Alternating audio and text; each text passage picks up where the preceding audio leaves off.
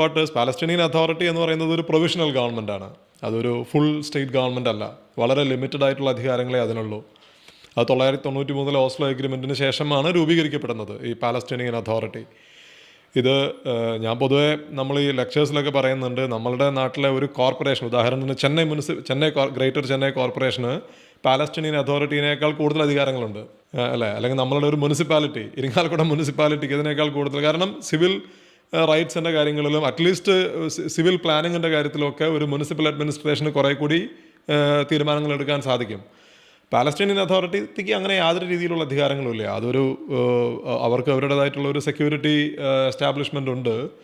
ചെറിയ രീതിയിലുള്ള വേസ്റ്റ് കളക്ഷനും സിവിൽ അഡ്മിനിസ്ട്രേഷനും നടത്താമെന്നതിനപ്പുറത്തേക്ക് കാര്യമായിട്ടുള്ള അധികാരങ്ങളൊന്നുമില്ല. അത് മാത്രമല്ല, ഇപ്പോൾ നമ്മൾ ഇതൊരു കൊളോണിയലിസത്തെ പറ്റി പറയുകയാണെങ്കിൽ, കൊളോണിയലിസം കാലങ്ങളായിട്ടുള്ളതാണ്. ഇപ്പോൾ നമ്മൾ അൾജീരിയ എടുക്കുക, അല്ലെങ്കിൽ ഇന്ത്യൻ